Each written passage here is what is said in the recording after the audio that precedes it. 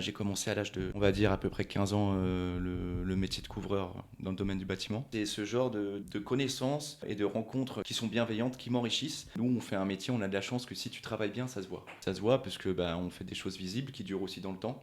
Oh, t'as dû leur casser les oreilles, mec.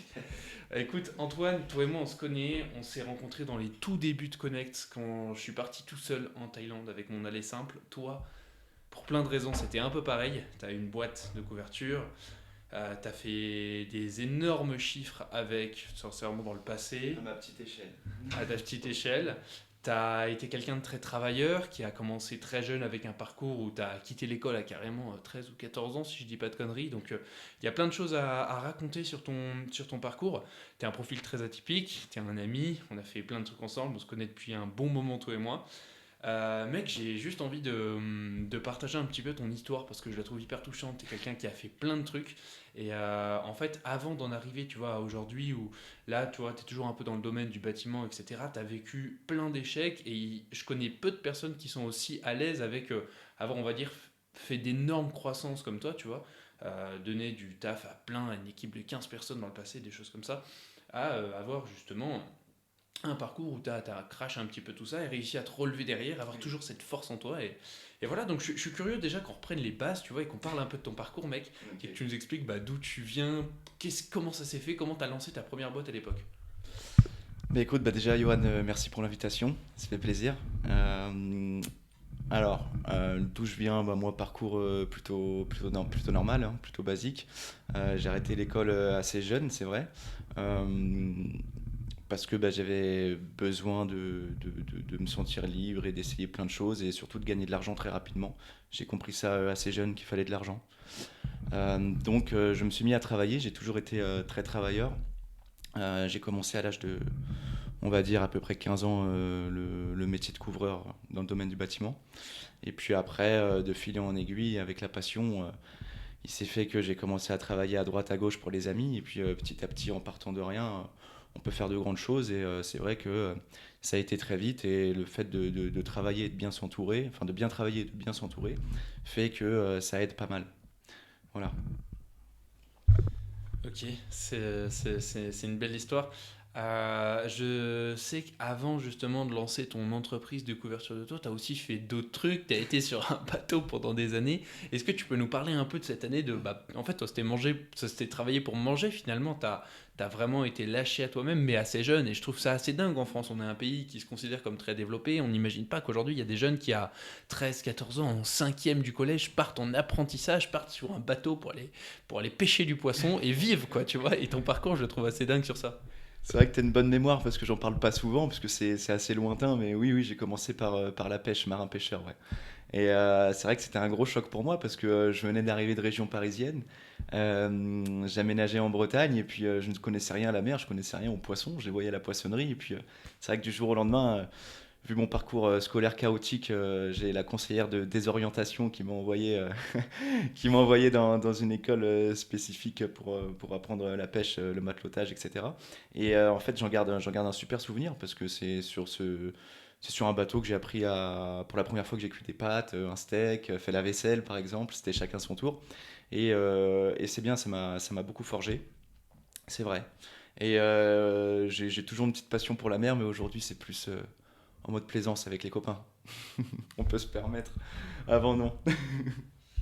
Ok, je vois. Et mec, ce qui est assez fou, je trouve, dans ton parcours, c'est qu'après ça, tu as décidé, je crois, dans ton histoire, à toi de me corriger, de te lancer par rapport à la couverture de toit. Tu as découvert ce métier avec quelqu'un qui te l'a appris. Puis un jour, tu as décidé d'acheter un petit camion. Je crois que tu as vécu dans ce camion, non?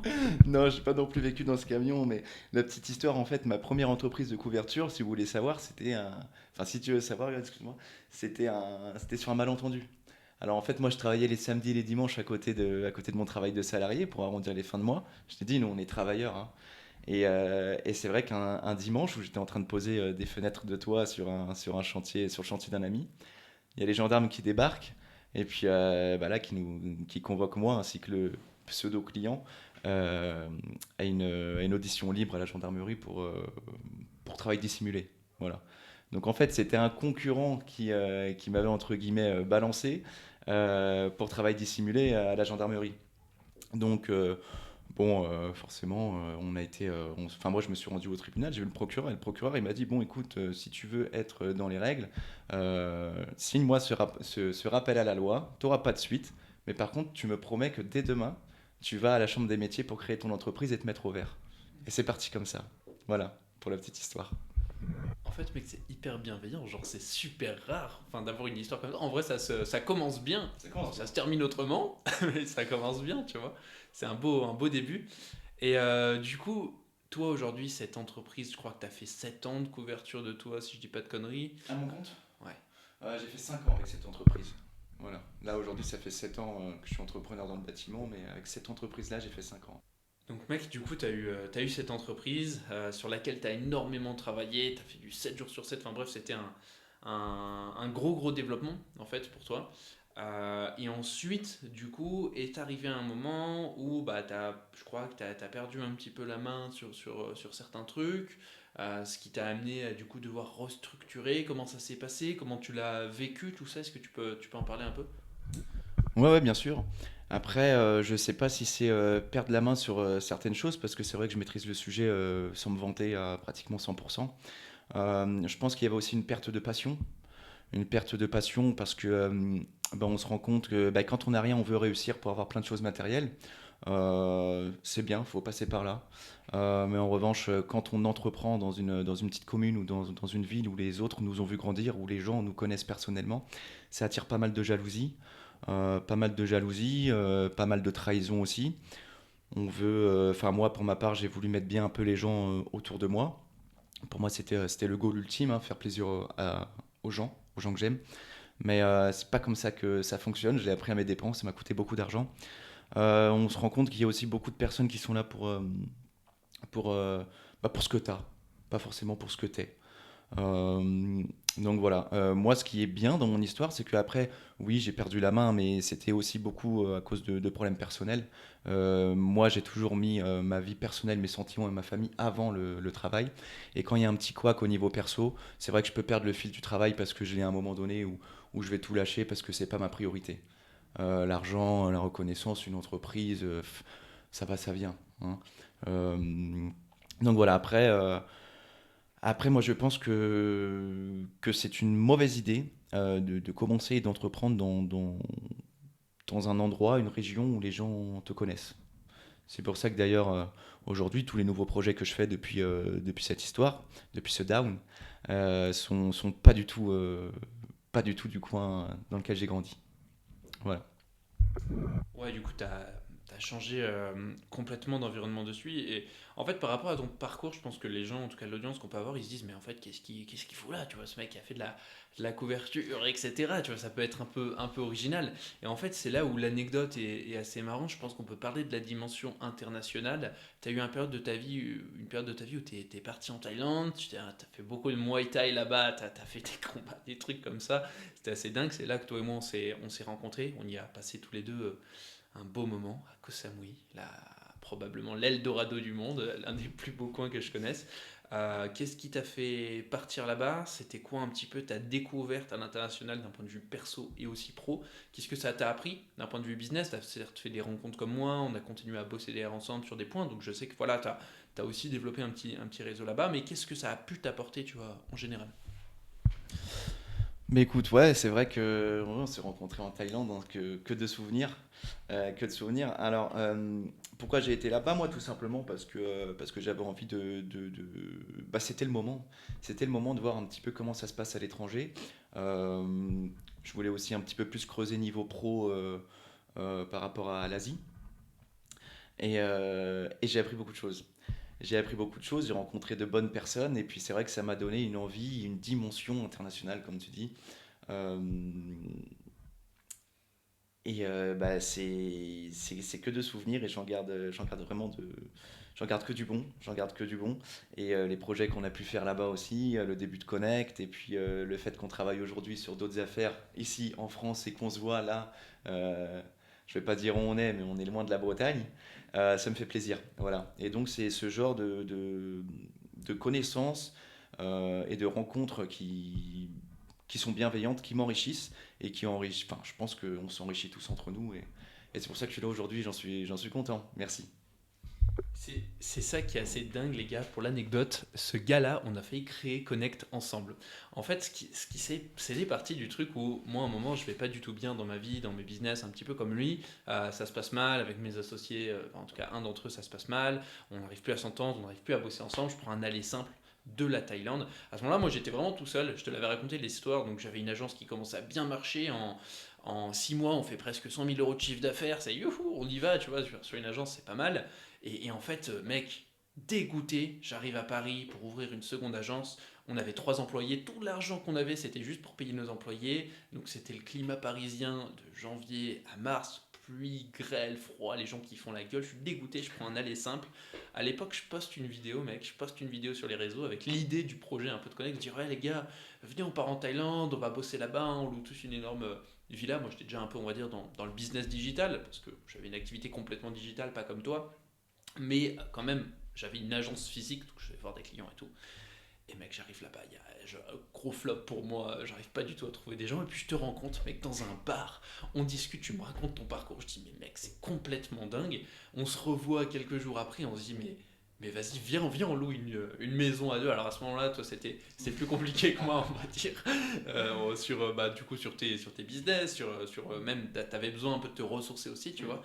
Et on commence à faire ça ensemble. On enchaîne les galères. On prend une première maison. Tu fais une visite à Gon à l'époque qui a vécu avec nous pendant un petit moment. On lance un peu le concept. Alors moi, je considère pas que la Thaïlande, tu vois, c'était le début de Connect. Parce que là-bas, on n'avait pas les bons profils. On n'avait pas assez un environnement qui poussait au travail. Enfin, ça a été des apprentissages, ça m'a pris du temps de le construire, mais c'était pas comme ça. La promesse n'était pas là, tu vois. On n'avait pas les bonnes personnes, tous au niveau des personnes. On avait les bonnes villas, ça pour le coup, il n'y avait rien à dire. Les villas étaient incroyables, les mecs. Mais voilà, on a construit ça ensemble, tu vois. On s'est fait virer à cause de moi d'une villa ensemble. À un moment, je fais une vidéo pour l'anecdote. Sur la Thaïlande où je fais de la corde à sauter, je fais une blague, ça plaît pas du tout au propriétaire de la maison qui était français, qui voit ça, qui dit c'est ça, vous avez 24 heures pour dégager. Et heureusement, on avait un ami sur place qui nous a relogés dans une très belle maison. Mais voilà, moi à ce moment-là, j'étais même pas en Thaïlande, j'étais au Vietnam, j'étais de passage là-bas. Enfin bref, c'était une grosse galère et on a réussi, tu vois, à continuer ça ensemble. On a pris cette deuxième maison, on a vécu à nouveau ensemble, mais je pense qu'on a dû faire peut-être 4 mois ensemble. Et on avait la vision, on a travaillé dessus ensemble, on envoyait des messages, on faisait des vidéos ensemble, on réfléchissait ensemble. C'était vraiment les débuts de Connect pour moi, c'était tous les deux, tu vois. Et pour plein de raisons, ça a fait que on n'a pas pu le continuer, tu vois, ensemble, et qu'aujourd'hui, on a pris des chemins complètement différents. Mais ces débuts étaient très marrants. Je pense qu'on a vécu des choses aussi très marrantes, mec, en Thaïlande, et c'est que des bons souvenirs, tu vois. Alors ouais, c'est vrai que c'est que des bons souvenirs. Euh, Moi, je pense que le début de Connect s'est fait quand même là-bas, mais comme tu dis, je pense que c'était pas sur les bonnes bases. Mais ça, je pense que ça t'a appris, ça t'a permis de continuer, toi, au niveau de ton parcours. Et aujourd'hui, t'en es où t'en es aujourd'hui? Je crois que tu es à combien? Une quinzaine de pays, je crois, en l'espace d'un an. Donc voilà, c'est quand même quelque chose. En tout cas, moi je trouve ça bien. Et ouais, c'est que de souvenirs parce que moi je me rappelle de la première villa qu'on a voulu dégoter. Moi j'y étais, j'avais pas un euro dans les poches. Hein. On prenait des villas à 2-3 000 euros par mois. On savait pas vraiment comment on allait les payer. Mais c'est pas grave, on les prenait. Et après on trouvait la solution. Et c'est ça que je trouve bien. C'est aussi ma façon de penser, ma façon de faire. C'est c'est de commencer et on verra après. Et c'est vrai que je m'en sors toujours comme ça. Et au final, oui, je suis parti moi dans un contexte où mes business, moi j'ai tout fermé en France, ou malgré moi d'ailleurs, hein, malgré moi pour certains. Et oui, on a réussi à rebondir. Et il y a des gens qui peuvent pas, qui vont pas nous croire, mais sans argent, on vivait dans des grosses villas, ouais. Parce que il y a eu l'idée que toi tu as apportée. Moi, il y a le fait que moi je suis tout feu tout flamme. Dès que l'idée me convient, je fonce, que je te connaisse, que je te connaisse pas. Si l'aventure elle est bonne, si ça me plaît, j'y vais. Puis s'il y a de l'argent à la clé, j'y vais encore plus vite. C'est vrai. Mais c'est vrai qu'à la base, on n'a pas fait ça pour l'argent et ça a quand même ça a marqué quand même un début d'une petite histoire. Et c'est cool, c'est cool. Alors ça, tu vois, c'est marrant, mais on n'en parle pas assez, tu vois, des débuts de Connect. C'est vrai que on paye nous-mêmes, surtout toujours les maisons, tu vois. Il n'y avait pas vraiment de business model, on était juste des locataires comme les autres, tu vois. Mais c'est pas grave, c'était comme ça qu'il fallait fonctionner, c'était comme ça que ça a commencé, tu vois. Et de toute façon, c'est toujours le cas aujourd'hui. Moi, ça m'arrive rarement, mais il y a eu des éditions où il n'y a pas assez de monde. Je suis engagé sur 2 villas, ça me coûte, je sais pas, 8 000 € le mois. C'est vite ça, hein, 2 villas à 4 000 à 5 000. Bah, c'est moi qui paye, hein. Je sais très bien qu'à partir du moment où il n'y a pas les personnes, et c'est ok, tu vois, je suis ok avec ça, je paye, mais là, c'est moins le sujet. En tout cas, tu vois, si on en revient à la Thaïlande, on a vécu, je pense, tellement d'anecdotes là-bas. C'est tellement un pays qui te pousse à faire plein de choses. Samui, c'est aussi une île qui te pousse à faire du sport. Tu te lèves le matin, tu as des colonnes de 15 mecs qui font de la course à pied pour s'entraîner à la Muay Thai. Toi, tu as vécu ça. Tu t'es entraîné pendant des semaines pour, finalement, pour faire des combats. Pour que, raconte-nous cette anecdote.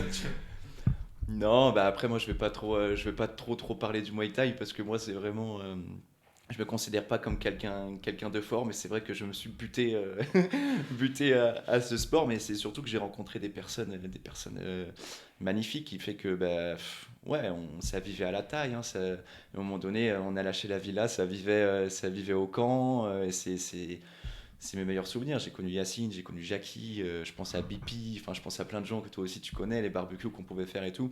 J'ai retrouvé quelque chose d'un côté très familial que j'avais besoin à ce moment-là aussi. Cool.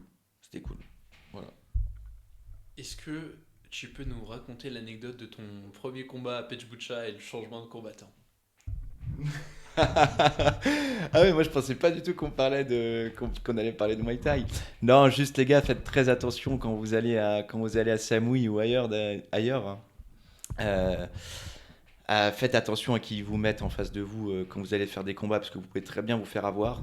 La boxe, c'est un monde de, un monde de requins et les tailles, ils ont pas de pitié. Après, c'est bien aussi, hein, mais dès qu'il y a un petit peu d'argent à la clé et tout ça, franchement, prenez pas trop ça au sérieux. Et voilà, surtout, soyez attentifs à ne pas vous faire avoir parce que c'est votre santé et c'est quand même dangereux. Voilà. Magnifique. Ouais, je pense que tu vois en fait le côté sport qu'on peut retrouver justement en Thaïlande. Il y a beaucoup de sportifs, il y a beaucoup de Muay Thai, de choses comme ça, ça fait une certaine continuité dans le business. Puis c'est un sport où tu vas vachement partir à la guerre en fait. Tu pars en Muay Thai, c'est vachement proche du business pour moi parce que tu pars à la guerre. Tu vas te prendre des coups, c'est complètement le principe du business. Et ça t'aide justement sur cette île qui peut être un peu trop paradisiaque. Regardez, tu vois C'est vrai. une certaine routine, les pieds un peu sur terre. Et je pense que c'est vachement corrélé. Moi, en tout cas, j'en ai pas fait autant que toi. J'ai pas couru autant de kilomètres, pris autant de coups, tu vois. Mais ça m'a bien aidé, je pense, la Muay Thai. Et c'est vraiment un truc que je recommande à beaucoup d'entrepreneurs, tu vois. La boxe en général et la Muay Thai, en tout cas en Thaïlande, c'est un truc qui va te donner l'envie de te battre. Et tu vas te battre dans ton business, tu vas te battre pour aller chercher des paliers supérieurs, pour passer de 10 à 20K, de 20K à 50, peu importe ce que tu veux faire et quelles sont tes ambitions, tu vois. Mais je pense que ça te drive vers le haut. J'ai fait d'autres destinations. Et les destinations, j'ai pas retrouvé ce truc-là par rapport à la boxe, en tout cas pas ce que j'ai vu à Samui. Je te dis, les colonnes de personnes qui courent le matin comme ça, ils sont 15, il est 7 heures du mat. Moi j'ai d'autres trucs à foutre, tu vois, à 7 heures du mat, je suis vraiment gros respect à eux. Ah ouais, non mais ça je pense que ça te maintient dans un état d'alerte, un état de combat qui est vachement bénéfique dans le business selon moi. Et tu vois, par rapport à ça, toi du coup, je pense que t'as été peut-être par rapport à tes envies, tes ambitions un peu trop chill là-bas, un peu trop en détente. Sur ce truc-là, c'est ce qui t'a fait justement retourner en France. Comment ça s'est passé à ce moment-là? Pourquoi tu y es retourné? Qu'est-ce que tu es revenu chercher là-bas? Alors ouais, effectivement, je pense que tous les sports où il y a du dépassement de soi, on va dire des sports auxquels on ne joue pas, par exemple le foot, le basket, etc. On joue au foot, on joue au basket, et c'est vrai que la boxe, la course à pied et pratiquement tous les sports individuels, on joue pas. Donc je pense que ça aide beaucoup au dépassement de soi, au fait de se battre aussi dans la vie, prendre des coups, se relever. Après, voilà, hein, Muay Thai, moi je pense que c'est quand même un peu plus chill que boxe anglaise et tout ça, surtout à Koh Samui, donc tu le vis plutôt bien. Tu le vis bien, non, non. Mais voilà, ouais, au bout d'un moment, je suis rentré en France parce que j'ai deux petites filles, on va pas oublier. Deux petites filles, puis je pense que j'avais pris les marques nécessaires que j'avais besoin pour pouvoir rentrer en France. J'avais recréé aussi un business plan avant de rentrer. Donc, moi, je suis parti à la base en Asie pour respirer, apprendre une nouvelle langue, apprendre de nouvelles compétences, voir comment ça fonctionne le business au niveau national, surtout asiatique. Euh, et voilà. Et je savais très bien que de toute façon, une fois que mon business plan avait été établi, il fallait que je rentre. Pour régler aussi mes affaires, mes liquidations judiciaires qui ne sont pas encore clôturées encore aujourd'hui. Voilà, on ne va pas rentrer dans les détails, mais il y a eu des victimes collatérales quand même. Il y a eu quelques victimes collatérales, il y a eu des gens qui ont perdu de l'argent. Voilà, quand on est entrepreneur, quand on commence à brasser de l'argent, on s'en rend peut-être pas compte parce qu'on n'a pas, moi pour ma part, j'avais pas forcément l'éducation financière, etc. Je suis quelqu'un qui prend beaucoup de risques, voilà, que ce soit dans la vie ou avec l'argent. Parce que c'est vrai qu'avant, je respectais peut-être pas autant l'argent qu'aujourd'hui, parce que forcément, les épreuves, ça apprend. J'avais beaucoup de choses à régler et puis des comptes à rendre aussi, pour être honnête. Donc voilà, puis ça m'a permis aussi de reprendre aussi une activité, on va pas en parler aujourd'hui ici, mais c'est vrai que voilà, je baigne encore dans le bâtiment et c'est cool. C'est que du bon pour la suite. Voilà, je suis rentré pour mieux aussi repartir et surtout pour mieux répartir. Voilà. Ok, magnifique. Par rapport à ton business qui est vachement physique, je pense que c'est aussi intéressant de t'avoir pour ces points-là. Comme je te l'ai dit, l'audience de Connect, c'est plutôt des gens qui sont dans le digital. Quelle est un peu ta conscience de ça, toi qui es vraiment dans du physique, où tu vois des gens toute la journée, tu es chez des gens, tu vois. À quel point c'est important aujourd'hui, selon toi, le digital, et qu'est-ce que ça t'apporte littéralement? À quoi ça sert? Ça sert à trouver des clients, ça sert à les fidéliser, ça sert à recruter, ça sert à quoi en fait? Alors, ouais, effectivement, moi je suis dans un business physique, donc du coup très fatigant. Ça peut être très fatigant. Je suis passé par là, du coup, avec mon ancienne entreprise. C'est pour ça que d'ailleurs, à la fin, prends plus la tête avec tout ça parce que t'en as marre en fait.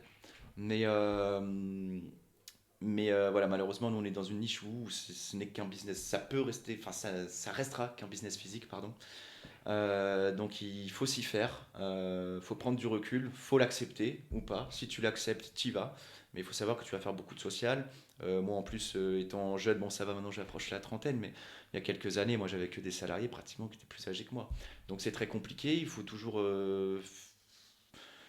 mettre en avant le respect. En même temps, faut pas non plus se faire marcher dessus. En France, on sait déjà que les salariés sont hyper protégés aussi. Donc nous, voilà, dans le business physique, ce qui est dur, c'est vraiment l'humain.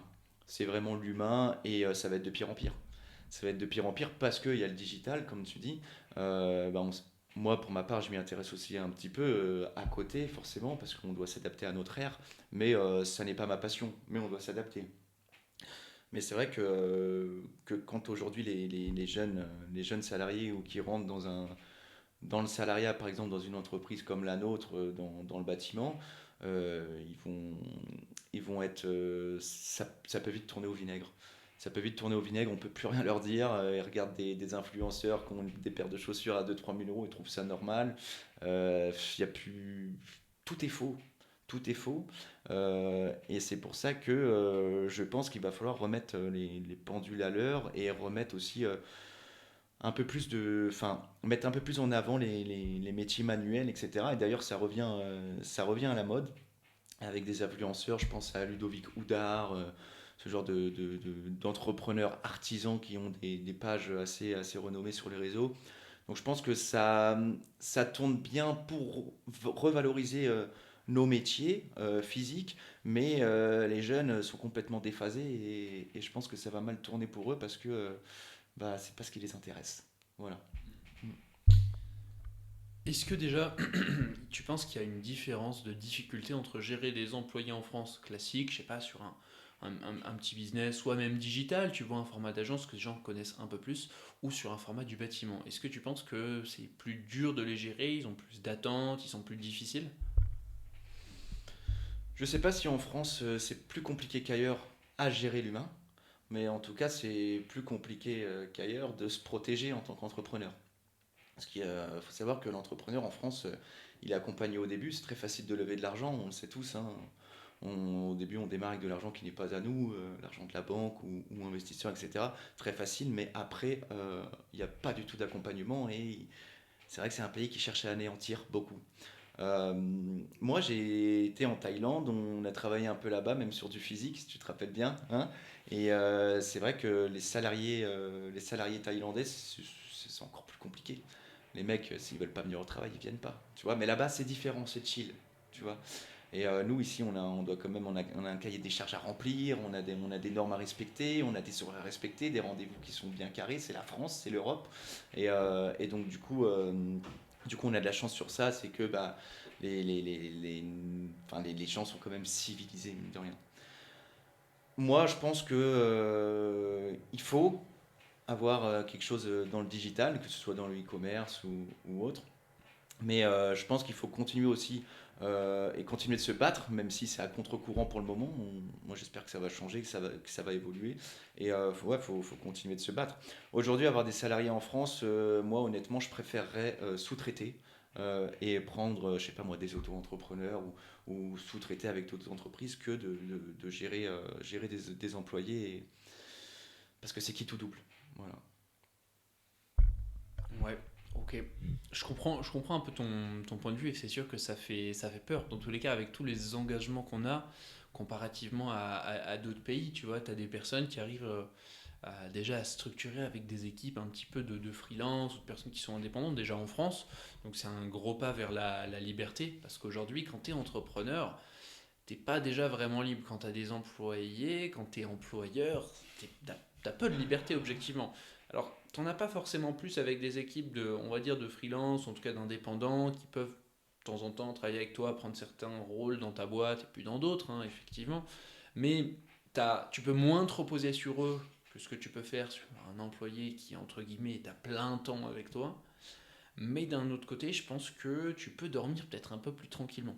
Maintenant, ça c'est un modèle qui aujourd'hui s'est vachement développé encore une fois sur la partie digitale, mais c'est sûr que demain sur les business physiques, des ouvriers, de la couverture, de la intermarché, peu importe ce que tu vas faire en fait comme business physique, c'est très compliqué de se structurer comme ça. Et en fait, on est un petit peu, j'ai l'impression, dans une cage qui n'est même pas dorée pour le coup, parce que tu n'as juste pas le choix. Si tu veux avancer en France, la France est un beau marché, il est large, il y a de l'argent en France aujourd'hui, il faut être honnête, hein. C'est beaucoup plus facile de gagner de l'argent en France que dans d'autres pays d'Asie. Il y a quand même, voilà, on a certains codes que nous on connaît, donc on a un avantage concurrentiel aussi à travailler en France, c'est notre pays, tu vois, avant tout. Mais voilà, je pense qu'il y a une difficulté, et puis vous n'avez pas la chance d'avoir cette structuration possible avec des indépendants, et ça doit vous freiner un peu, je pense, des fois, et vous amener bien des galères, quoi. Alors, on peut le faire, on peut faire de la sous-traitance, mais par exemple, prendre un freelance comme vous dans le digital, logiquement, on aurait le droit, puisqu'il nous ferait une facture et puis on lui paierait ses prestations. Ça nous éviterait d'avoir des charges, et puis en plus, bah, ça passerait en frais, etc. Enfin bref, on va pas rentrer dans les détails, sauf que en fait, il faut savoir que la France, moi, si demain je prends le même auto-entrepreneur pour 10 chantiers, 3 mois d'affilée, on va se faire retoquer, c'est interdit. Pour qui, pourquoi? Peut-être parce que ça nous évite ça nous permet de ne pas embaucher et payer moins de charges. Voilà. Donc la France, oui, effectivement, comme tu l'as dit, c'est trop facile pour faire de l'argent. C'est surtout même trop facile pour en lever.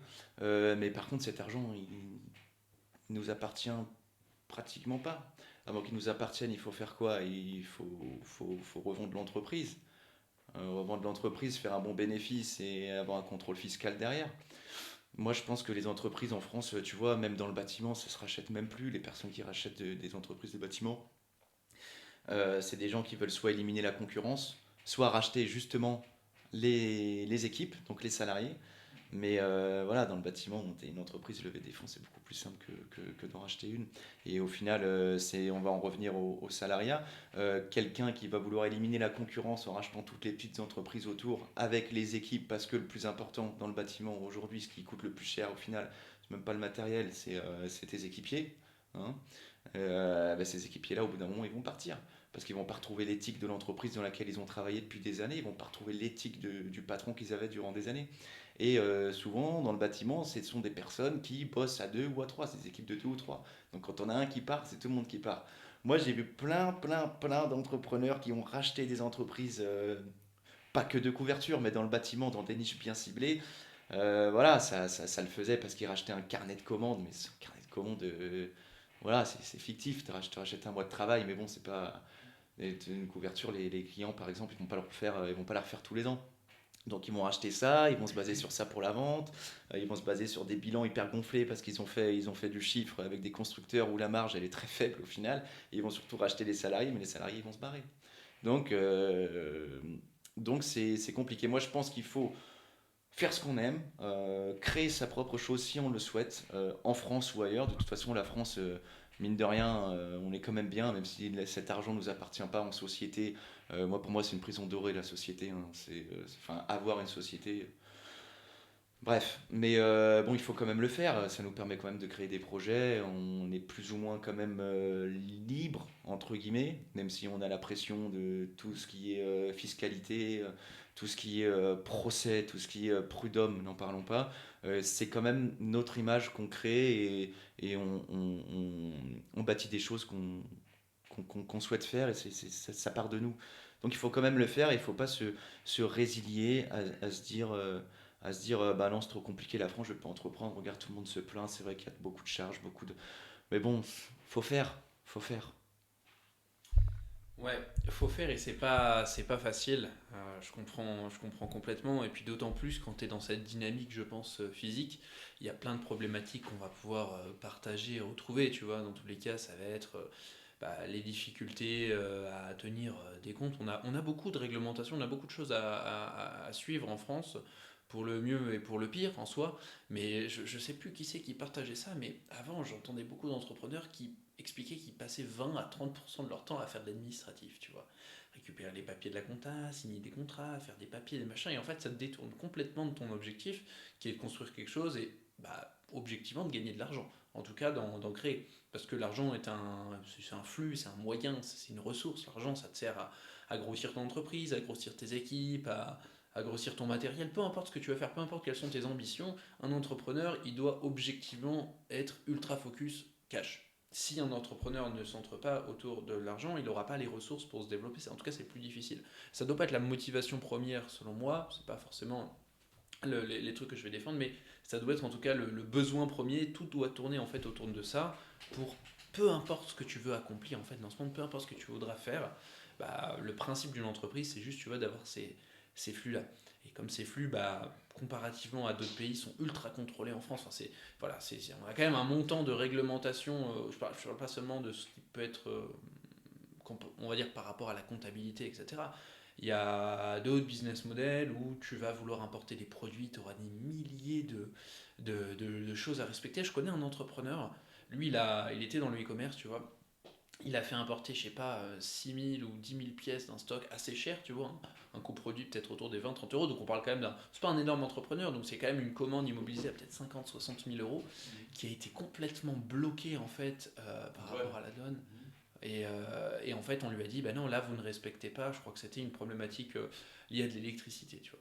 Et ce pauvre gars, en fait, il perd complètement la main. Et on pourrait presque le mettre en liquidation pour préserver. Ça peut se comprendre, hein, tu vois, si tu écoutes à dire les directives juridiques, on te dit que c'est pour préserver par rapport à des risques, on va dire des risques d'incendie ou quoi dans des maisons, pourquoi pas. Mais il y a un combat complet, il y a tellement de choses à respecter qu'en fait, on est freiné dans notre progrès comparativement à d'autres pays où ils s'en foutent un peu plus. Moi, j'aime beaucoup prendre l'exemple de la Chine où tu veux faire un truc, t'y vas quoi. Franchement, c'est direct. Alors attention, ça a son lot de problèmes avec, tu vois. Mais en fait, tout va plus vite. On le voit aujourd'hui dans leur développement. Ce qu'ils ont pu accomplir en 40 ans, c'est à se demander si on l'a fait en 200 ans, tu vois. Genre, on a un énorme pays, on a fait des choses exceptionnelles, nous les Français. Je pense que en tout cas, dans le monde du business, les entrepreneurs, les meilleurs que j'ai rencontrés sont soit français, américains ou chinois. C'est assez marrant, moi j'en ai rencontré énormément, tu sais, j'ai vécu dans plein de pays, je parle plusieurs langues, j'ai parlé avec plein de personnes et puis j'ai une facilité, je pense, à connecter avec des gens.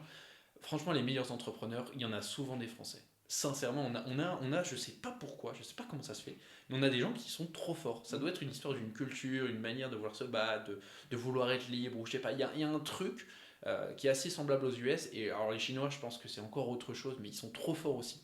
Et ça fait partie, tu vois, des meilleurs entrepreneurs que j'ai rencontrés en tout cas. Et toi, du coup, t'en avais aussi rencontré pas mal. Je pense que ça a dû te faire un petit électrochoc aussi, parce que dans le monde du bâtiment, tu es aussi vachement atterré au marché français, souvent, et peut-être qu'avant la Thaïlande, tu n'avais pas eu l'occasion de rencontrer des gens. Je pense à Gon, par exemple, qui n'est pas français, qui a un business complètement différent de ce que tu as pu voir, et ça t'apporte aussi d'autres états d'esprit, non? Alors, oui, c'est vrai que les Français, ils sont quand même assez réputés dans les affaires. Euh, Pourquoi? Moi, je pense que c'est parce que notre système, il est bien fait à la base. On a quand même un système qui est bien fait, il y a de l'argent, il y a un marché, et puis à la base, les Français aiment les belles choses. L'architecture, etc., c'est reconnu quand même mondialement, la nourriture, etc. Donc peut-être que c'est plus simple pour nous, voilà. Même si il y a le côté sombre dont on parlait tout à l'heure, la fiscalité et tout ce qui s'ensuit, mais mis à part ça, à la base, le système était bien fait. Pour en revenir sur l'anecdote de ton ami qui a commandé du matériel électronique en Chine et qui passait pas la douane parce que c'était pas aux normes requis par la France. Je peux comprendre je peux comprendre qu'il soit déçu, mais comme tout entrepreneur, comme moi j'en ai fait plein, je pense que c'est une erreur de sa part. Il faut aussi des fois s'adapter. On sait déjà que c'est compliqué, qu'on est rempli de normes, etc. Donc quand on commande quand on passe une commande avec un certain montant comme celui-ci, on va quand même se renseigner. Il faut connaître son business. Et je pense que c'est une bonne école parce que du coup, tu verras que la prochaine fois, quand il recommandera quelque chose, il va se renseigner au niveau des normes. Autrement, pour le fait d'avoir rencontré si j'avais déjà rencontré des personnes étrangères qui étaient fortes dans le business, oui, en Suisse, mais souvent ils étaient français. Donc en fait, non, je n'avais encore jamais rencontré et c'est vrai que ça m'a ouvert l'esprit. Et ce fameux Gon qui entreprend lui à l'international, si je me souviens bien, j'ai été fier de moi parce que c'est le premier à qui j'ai loué la villa. Ah, c'est vrai, ouais. C'est ça. Donc, non, non, ça, bah, tu vois, le fait de parler avec ces gens-là, etc., déjà, tu vois, ça m'a pris une langue, ça m'a. Puis il n'y a pas que lui, il y en a d'autres. C'est vrai que toi, tu m'en avais présenté aussi quelques-uns là sur Samui, notamment dans ces fameux barbecues et tout ça qui passaient là, qui étaient des gens, oui, qui arrivent à développer à l'international et très souvent français. Je suis d'accord. Ouais, ouais, en tout cas, c'était plein de souvenirs, en tout cas, tout ce qu'on a pu vivre là-bas en Yes. Thaïlande, toutes ces personnes qu'on a pu rencontrer, Mm. comme dont tu parles, et c'était giga cool. Je pense que ça nous amène à avoir un regard peut-être porté un peu vers l'avenir aussi, tu vois, de se dire, bah après tout ça, après avoir vécu tout ce que tu as vécu, compris tout ce que tu as compris, c'est quoi un peu ton. Là, on doit être le 3 janvier 2026, c'est quoi un peu tes objectifs C'est pour cette ça. année? Où est-ce que tu veux aller? Qu'est-ce que tu as envie d'accomplir? Qu'est-ce que tu as envie de créer en fait? Alors, mes objectifs pour cette année, franchement, ça change pas des autres années. C'est toujours les mêmes, mais c'est juste que je souhaite faire les choses encore mieux. Encore mieux que l'année dernière, encore mieux que l'année précédente, etc. etc. Euh, Là, aujourd'hui, je pense qu'on va viser. Bon, je vais pas trop parler, hein. Je vais pas trop parler, mais on développe avec un de mes meilleurs amis, gros big up à Gurvan, une petite boîte de bâtiments là, qu'on a lancée il y a pas longtemps avec une belle image de marque. Donc moi, je vais me concentrer là-dessus avec lui. Après, voilà, tout ce qui va à côté, hein, tu sais, nous, on est dans le bâtiment, donc il y a l'immobilier, il y a plein de choses. Moi, après, c'est vrai qu'en France, pour l'instant, je suis un peu bridé parce que j'ai encore des affaires à régler et tout ça, mais on continue, ouais, c'est pas ça qui nous empêche d'avancer. J'ai un gros objectif aussi, Ah oui, si j'en ai un cette année, c'est que ceux qui me mettent des bâtons dans les roues, je vais les manger, ça c'est sûr. Parce que j'ai été très gentil jusque-là, j'ai beaucoup fonctionné avec le cœur dans les affaires. Et c'est vrai que j'ai repris un nouveau départ il y a quelques mois où il n'y a plus de pitié. Il n'y a plus de pitié. Voilà. Mais je garde mon cœur dans le projet pour des gens qui sont bons. Mais sinon, si quelqu'un me met des bâtons dans les roues, il y aura plus de pitié. Après, c'est vrai que moi, je commence à connaître la fiscalité en France. Je dirais pas par cœur parce qu'il y a des professionnels qui, c'est leur travail, ils ont fait des études, ils sont plus professionnels que moi, mais presque en tout cas, je connais pratiquement par cœur. Et bon, bah, on va aller voir aussi un petit peu à l'étranger ce qu'on peut faire dans le BTP, ouais. On y est là d'ailleurs, on y est pas loin. Et toi? Magnifique. Moi, qu'est-ce que je prévois pour 2026? J'ai beaucoup d'objectifs. Il y a beaucoup de choses que je veux accomplir du coup sur Connect. Un des premiers points là, c'est d'ouvrir dans différents pays. Je les cite pas encore, mais des co-living long terme où tu peux venir toute l'année. Il y a des grosses villas, il y a vraiment des trucs trop bien. Il faut que j'arrive à pérenniser des formats que j'ai déjà fait cette année. Donc là, je vais en reproduire pas mal, les améliorer, les rendre au fil du temps un petit peu récurrents, tu vois. Évoluer vers ça, continuer de construire cette audience.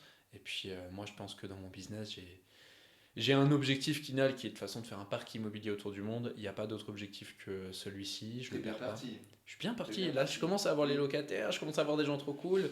J'ai un business model qui, moi, pour l'expliquer très simplement sur Connect, je fais souvent ce comparatif-là. Je dis, bah, en fait, une maison en France, quand tu es un bon investisseur, c'est allez, 15, 18 ans pour la rentabiliser, tu vois.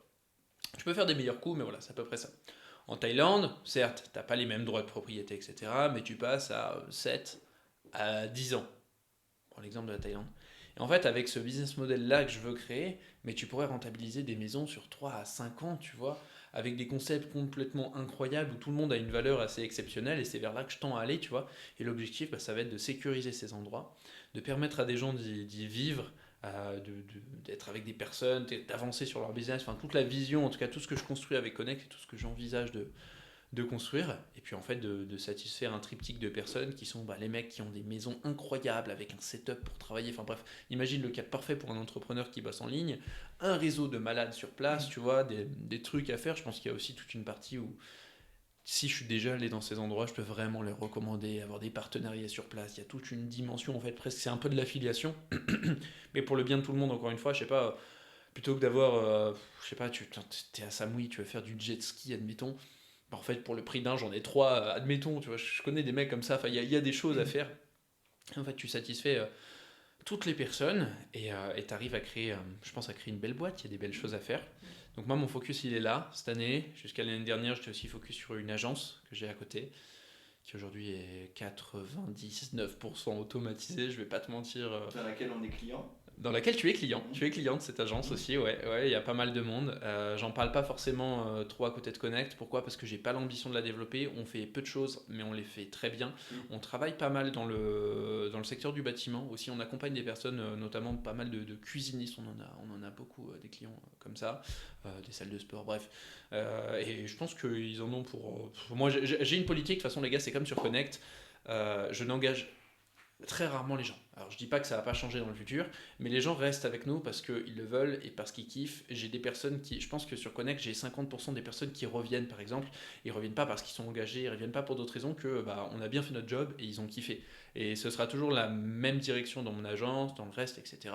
Je dis que c'est amené à changer dans le futur parce que quand tu es face à des investisseurs, ils veulent sécuriser des choses, donc c'est des choses qui peuvent changer. On peut tous y avoir un intérêt, tu vois. Quelqu'un qui par exemple veut louer une villa sur Connect, qui veut rester 6 mois, bah, je vais pas lui offrir le même prix que s'il restait pour un mois seulement, parce que difficulté de trouver des personnes, parce que dépenses en ads, parce que dépenses en closer, peu importe, tu vois, tu as vraiment tout un environnement derrière, donc il faut que tout le monde soit gagnant, mais dans l'idée, je veux que les gens ils restent parce qu'ils kiffent, et ce sera toujours en tout cas la même dominante pour moi sur, je pense, tous mes business, tu vois. Eh ben, c'est bien. C'était un plaisir, Antoine, Moi de aussi, t'avoir. merci de m'avoir reçu à la montagne en plus, avec toutes les petites activités qu'on a pu faire entre deux vies de podcast et de vidéos promotionnelles pour mon, enfin pour le bâtiment. Hein. On va pas en parler tout de suite, mais ça va bientôt sortir. Donc non, merci pour l'accueil et puis pour cet échange. Voilà, et je te souhaite vraiment d'aller loin dans ce que tu fais. Tu es quelqu'un que j'apprécie et que je regrette pas du tout d'avoir rencontré. Voilà. C'est la même chose pour moi, plaisir mec.